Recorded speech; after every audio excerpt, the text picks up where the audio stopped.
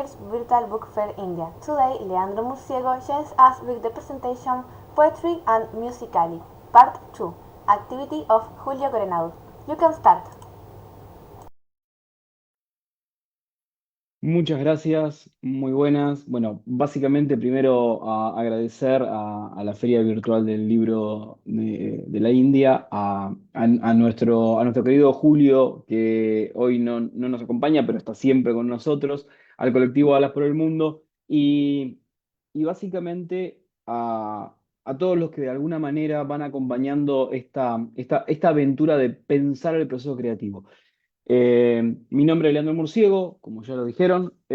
Soy poeta, periodista y coach literario. Trabajo en procesos creativos con escritores hace más de 5 años. Y a lo largo de este recorrido construimos juntos tantos libros de narrativa como de poesía. Pero la charla de hoy en realidad es casi una segunda parte de la charla que iniciamos el recorrido en la Feria del Libro de Panamá. Y la idea es trabajar la poesía y dentro de la poesía, cómo se trabaja la música y el uso del ritmo. Pero voy a hacer una pequeña intro como para que nos pongamos un poquito a tono. Eh, Obviamente cuando aparece esto, y también voy a traer cosas algunas pequeñas cositas de la charla anterior. Digo, cuando empezamos a hablar es bueno situarnos, ¿no? Y entonces la primera pregunta es ¿qué es la poesía? Y si uno puede empezar a indagar en los motores de búsqueda o que ahora está tan de moda con la inteligencia artificial, uno podría encontrarse con definiciones bastante disímiles, ¿sí? Pero con algunos puntos en común.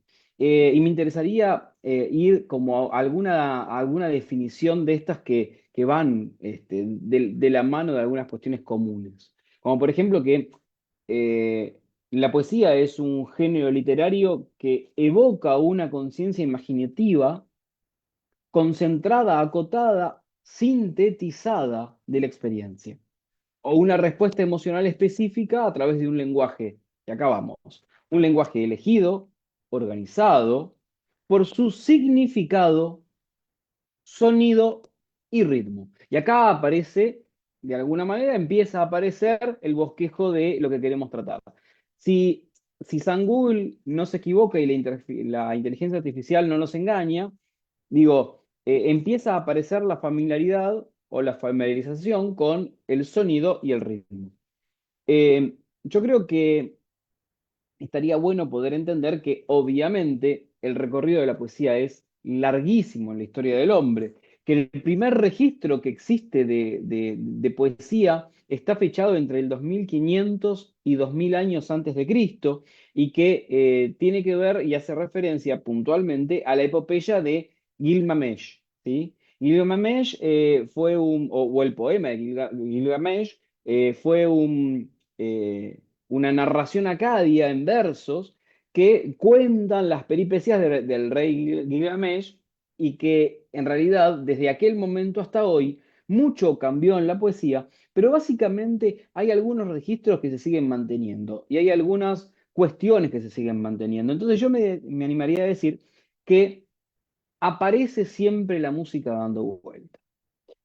Para Jorge Luis Borges, uno de los más grandes escritores que tenemos en la República Argentina, o que tuvimos, yo digo que tenemos porque para mí, por más que mueran, siguen estando con sus textos y nos siguen marcando caminos, pero si alguien quiere que sea un poco más exacto, diría que tuvimos en la República Argentina, eh, sostenía que la poesía es el género que permite volver al lenguaje a su fuente originaria. Y cuando uno piensa en todo lo que tiene que ver con las artes y las fuentes originarias, indudablemente aparecen siempre los griegos en acción. Y yo diría que, a ver, dentro de los griegos, cuando ponemos el foco ahí, y los griegos y la poesía, básicamente, encontramos tres diferenciaciones o tres categorías que tenían en la antigua Grecia para vincularse con la poesía. La lírica o canción, la dramaturgia teatral y la épica o narrativa. Actualmente la poesía se la vincula con la poesía lírica, ¿sí? Ahora, ¿a qué se refiere o a qué se referiría, porque vamos a tratar de inferir un poco, Borges cuando afirmaba que la poesía volvía al lenguaje a su fuente originaria. Creo, a mi entender, que la fuente primera de este género literario, madre de todos los géneros, es la canción, la cual está siempre designada por la musicalidad y por el ritmo. Esa primera poesía que llegó con los griegos apareció de la mano de la lira. Y digo, cuando uno empieza a buscar en los, también, y sigamos, con los buscadores o en los libros y en las enciclopedias, aparecen los poetas siempre con una lira. Ahora, ese poeta no era llamado poeta en ese momento. Ese poeta era llamado Aedo. Y el Aedo, en verdad, eran los primeros decidores, también conocidos como trovadores o juglares. Es decir, cantores que venían a expresar su sentir, y por lo general sentires muy íntimos, con un ritmo determinado, con una musicalidad determinada.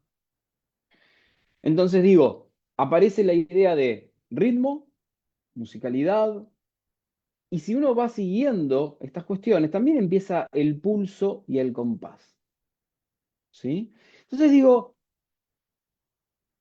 hay un vincular permanente, o se vincula, según muchos autores, que algo sabían de todo esto, a la poesía con la musicalidad y con el ritmo. Según Nicanor Parra, el hermano de Violeta Parra, el gran poeta chileno, dice que la poesía es la prosa que se mueve, es decir, que baila, y se baila con música. Otra vez ahí, otra similitud que está dando vueltas, ¿no? La poesía que se convierte en danza o música, y para eso es imprescindible contar con un ritmo o un compás. Y básicamente, el ritmo es la organización en el tiempo de pulsos y acentos. Pulsos y acentos. Cuando estoy haciendo esto también estoy marcando una musicalidad, un ritmo, una estructura.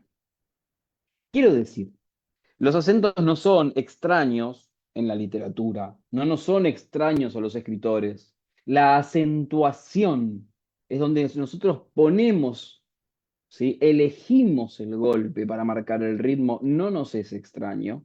No es lo mismo usar palabras que estén acentuadas y según qué tipo de palabras, que otras que a lo mejor son más suaves y livianas. Digo, trabajamos con la musicalidad todo el tiempo los escritores. Vuelvo a Parra. La poesía es la prosa que baila. Y esto debe tener un ritmo, siempre. Y a mí me gustaría esta cuestión de que pensemos y juguemos un poco. ¿Cómo convertimos en música? ¿Cómo convertimos en ritmo un sonido? ¿Qué necesitamos para que un sonido, quizás monocorde como un timbre o como un tren que pasa, que a nuestro oído y después de mucho tiempo de escuchar su paso, lo vamos convirtiendo en un sonido monocorde? ¿Qué necesitamos para que eso se convierta en un ritmo? Necesitamos de dos herramientas fundamentales, sonido y silencio. Silencio.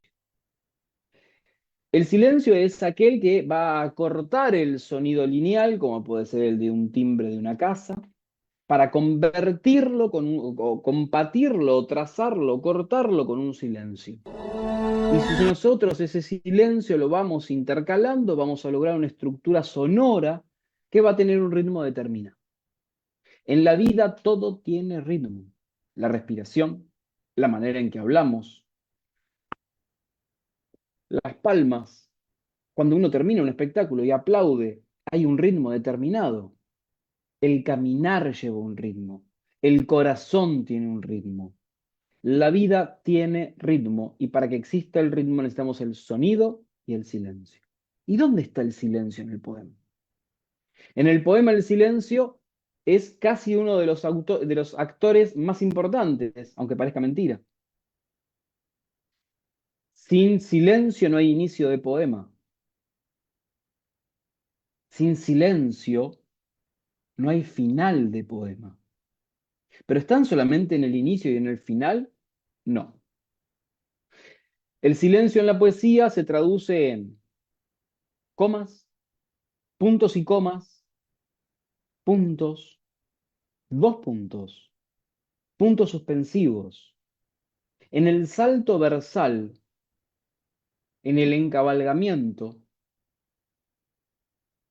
en el cambio de estrofa, y en aquellos versos que empiezan más allá del margen y que a lo mejor comienzan con una sangría o en la mitad de la página, porque no son simplemente elecciones estéticas, también van de la mano de otra lectura. Cuando nosotros tenemos un verso que se inicia en la mitad de una página, cuando todos los demás se inician sobre el margen, lo vamos a leer igual. ¿Cómo hacemos para darle cuerpo a ese poema? Aumentamos el silencio. En el salto versal hay algo que es fascinante. Cuando nosotros cortamos un verso, el verso hace una merma de sonido, cae en su lectura. Y en el inicio del siguiente verso, tomamos aire para subir, y es ahí donde jugamos con los silencios y con los tonos. Ese mismo aire que va a ir bajando a medida que termina. Y este juego de más y menos, este juego matemático musical, es el que nos va a permitir ir dándole ritmo y estructura. Esto bien lo sabían los poetas clásicos que trabajaban con el silabeo, que trabajaban con las estructuras fónicas, que trabajaban con las estructuras de, de los, de los procesos eventuales. Entonces, digo, el soneto es uno de los mejores ejemplos de eso. Pero vayamos a lo que nos convoca hoy, que son los versos libres. Ahora, primero, los versos libres, ¿son tan libres como se creen? Bueno, si tienen ganas, yo los invito a pegarse una vuelta por otras conversaciones, otras charlas de este tipo de cosas, de este tipo de temas, en donde hablé ya un poco sobre la libertad del verso libre, cuántas normas son las que acompañan al verso libre, las que regulan el verso libre, y cuánta libertad o supuesta libertad hay en estos temas. Ahora bien, en este punto específico, yo les propondría empezar a jugar con volver a la musicalidad en el verso libre. La musicalidad en el verso libre es uno de los grandes temas a la hora de trabajar la poesía. Para muchos, este tipo de poemas, los poemas de verso libre, o de métrica libre, o sin métrica, todo está permitido, todo vale, pero el verso libre goza de tal libertad.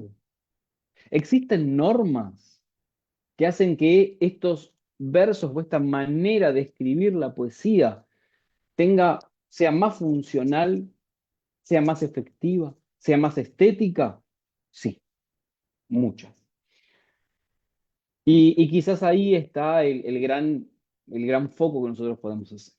Y básicamente, dentro de estas estructuras, aparece la musicalidad y el ritmo en el texto. Siempre, siempre.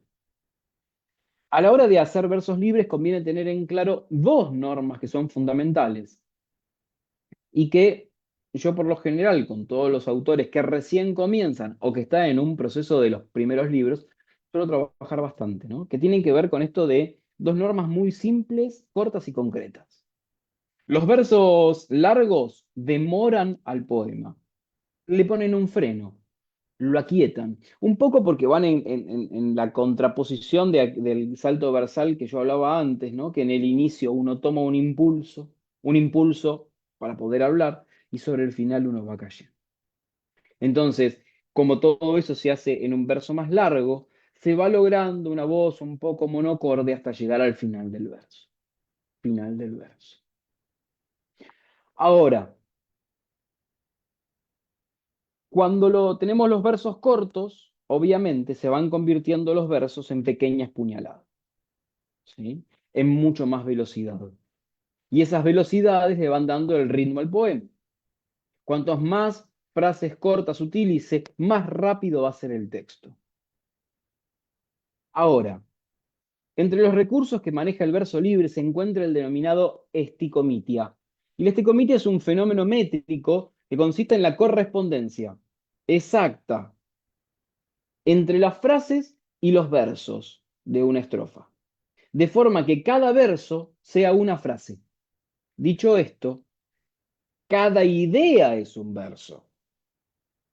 Ahora, la contracara de la esticomitia es el salto versal, también conocido como encabalgamiento, o una de las caras del salto versal es el encabalgamiento, que bien podría definirse como, digo, ese zigzag que ofrece la poesía, el slalom que permite ir descendiendo el poema como si fuese una montaña e ir dibujando esos zigzag que son los que le terminan dando ritmo a ese poema. Sin duda el encabalgamiento ofrece un mayor dinamismo al texto, ¿sí? Pero aparte de todo eso, le empieza a dar una luminosidad a los versos, porque también se empieza a hacer más hincapié en sus significados. Los silencios realzan, los silencios remarcan, los silencios son los que permiten en esta estructura del verso libre, dar también forma a una estructura. Las reiteraciones de palabras, las reiteraciones de estructuras, es otro recurso que juega mucho en la construcción del verso libre para ir generando un ritmo. El corte versal propone, de alguna manera, un freno. Cuando uno llega al final, baja la voz, hace una pausa y le da inicio al siguiente verso. Al mismo tiempo, esto que estoy diciendo, se encarga de darle al nuevo verso que nació de ese corte mayor fuerza y más velocidad a lo que viene. El encabalgamiento junto con el uso de los signos de puntuación permite resaltar las pausas y dar formas nuevas a las melodías. Ahora, si por un momento volvemos a Nicanor Parra, el gran poeta trasandino, que decía que la poesía es la prosa que baila, entendemos que este género tiene que tener como principal fundamento el movimiento, y cada una de sus búsquedas es convertirse en una danza. Para ello es preciso apelar a la musicalidad, a los cambios de ritmo y a los giros, entre otros recursos. Casi que yo diría que esto es como aquel que juega al fútbol, como los habilidosos. En el poema, el poeta y la poeta lo que tienen que hacer es jugar, es engañar, es mostrar que el cuerpo lo llevan para un lado para salir para el otro, la gambeta. Y esa gambeta se traduce también, no simplemente en los significados, sino también en el ritmo. Cuando creen que yo voy a tener una manera de decir que va con esta cadencia, la voy a ir cambiando y puedo empezar a apelar a frases cortas, contundentes, rápidas, certeras, afiladas. Acabo de hacer frases cortas antes y largar una enumeración. Y ahí es donde cambia el ritmo, la velocidad, la manera de decir. Trabajar con todo esto, con todos los recursos que tenemos al alcance de la mano para hacer que la poesía dance, que se convierta en una danza. Y esa danza, ese ir y venir sobre la página, es uno de los mayores recursos que tiene que tener el poeta. Entonces, el uso de las estructuras en la poesía van habilitando a la musicalidad. Ahora, léase estructuras como repetición de construcciones gramaticales con la reiteración que van dando forma a un sistema. Si yo no tengo forma, no hay nada que romper. Si todo el tiempo cambia el texto, la musicalidad del texto, yo no tengo patrón. Si no hay patrón, no hay danza.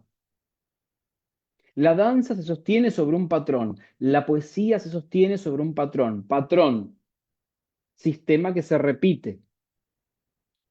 Cuando se va repitiendo el sistema y empezamos a danzar, viene el segundo paso, la segunda búsqueda del poeta o la poeta, que tiene que ver básicamente con la ruptura de aquello conocido, con el cambio de ritmo, con el enganche para el habilidoso, el número 10 que tiene que sacar de encima la marca, que la marca sabe que va a hacer un movimiento y que él infiere que lo va a mostrar hacia un lado y sale hacia el otro.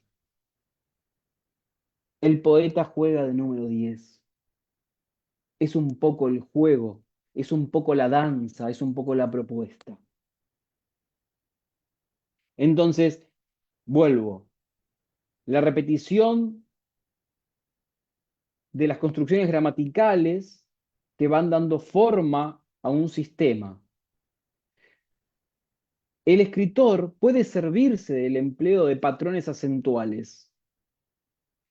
En español existen tres tipos de acentos que se encuentran en las palabras, las agudas, las graves y las esdrújulas. Otra herramienta es la utilización de las sílabas tónicas. Tónicas. Las sílabas que tienen fuerza, que tienen la tilde, ¿sí? La acentuación. Más que la tilde, la acentuación.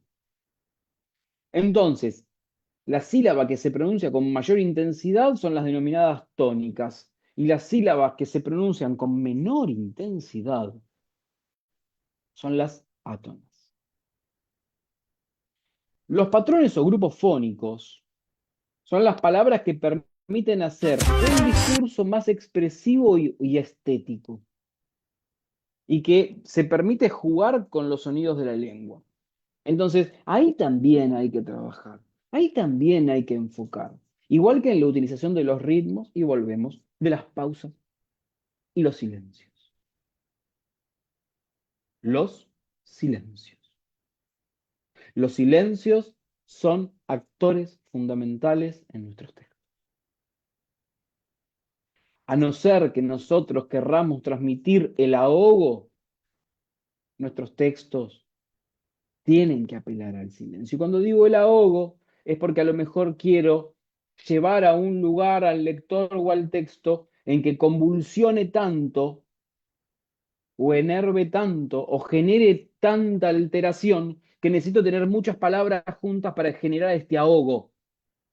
¿Sí? Pero si no, digo, las pausas, el silencio y el ritmo tienen que ser siempre nuestros aliados. Volvamos a la estiquiometría, a ese recurso en el que entra todo un concepto en una frase, en un verso. La esticomitia, para aquellos autores que recién comienzan, se convierte en una herramienta fundamental para poder adquirir una voz literaria fuerte y clara, ¿sí? Ya que permite poner una idea o un concepto en cada verso y cada línea. Esto tiene un cuádruple impacto en la escritura, básicamente. Ordena, aporta claridad y le permite a cada verso ser contundente e independiente de los demás. Si cada verso, cada concepto empieza y termina en esa frase, en ese verso, en esa línea versal, empiezan a ser versos independientes que se van vinculando con los anteriores y con los que le van a suceder para dar un concepto aún mayor. Entonces, digo, este recurso para los escritores noveles o los aprendices del arte del escribir permite ir dando forma a una voz literaria fuerte, ¿sí? Ahora, una vez que la logran, ya hay que saltar un segundo paso. Y ahí viene el salto versal o el encabalgamiento. Ahora, ojo, que la esticomitia no tiene por qué ser un verso largo y lento. Si nosotros apelamos al uso de palabras fuertes, recordándonos de las sílabas tónicas, si nos acordamos de usar palabras cortas y que tengan impacto fuerte dentro de la construcción cultural en la que estamos escribiendo nosotros, o con la que nos estamos valiendo nosotros para la escritura, vamos a hacer que el recurso de la esticomitia también sea de algún punto fuerte, claro y diciente. Entonces, para que esto se logre y que el verso no sea lento y pesado, lo que hay que hacer son, en la esticomitia, versos cortos, con palabras fuertes y con significados claros y contundentes. Ahora bien, y vamos a tratar de utilizar este último tramo, ¿cómo romper con la monotonía del verso? Uno de los mandamientos en la escritura sostiene que los versos largos bajan la velocidad del poema, mientras que los cortos lo aceleran. Bien, hasta acá, claro. Para lograr un verso claro, directo y potente que resulte independiente de los demás y que logre formar un concepto integrador entre todos los textos, entre todos los versos anteriores, seguramente si logramos todo esto vamos a lograr un texto contundente. Ese quizás sea uno de los principales desafíos. Ahora, entonces, recordemos que existe esta co-construcción con todos estos recursos que nosotros podemos apelar. Reiteración de palabras, reiteración de estructuras, cambios de ritmos. Jugar con estructuras similares, pero que no son iguales. Que parece que la estructura repite la misma conformación gramatical, pero que pega un giro en algún momento. Que en algún momento se altera el adjetivo con el verbo, que se altera la construcción. Acá viene la alquimia, acá viene el juego, acá viene el ensayar la gambeta que hasta acá nunca habíamos hecho. La escritura está llena de recursos que nos van a permitir seguir ensayando eso que a lo mejor parezca original y a lo mejor no lo es. Pero en esta construcción tiene que haber algo, en el escribir tiene que haber algo fundamental, que es el divertirse. Mi propuesta es que jueguen, que busquen todos los recursos habidos y por haber, que son muchísimos, pero que no se olviden nunca que la poesía es danza y que sin danza se convierte en un texto monocorde. Si tienen ganas, los invito a visitar una página que tengo, en donde hablo mucho de todo esto, como para entre todos ir compartiendo. Se llama palabrarte.com.ar. Si tienen ganas, entran. Parte de esta charla está ahí. Parte de la anterior charla en Panamá también está ahí. Me encantaría poder tener su postura porque esto es crecer entre todos. Y el proceso creativo, la base de esto es pensar juntos o individualmente, pero siempre es mejor juntos, cómo hacer para encontrar nuevos recursos de pensamiento. Gracias por el tiempo, gracias a la gente de la feria del libro, la feria virtual del libro de la India y los invito a seguir viendo más conversaciones. Así crecemos entre todos. Chao.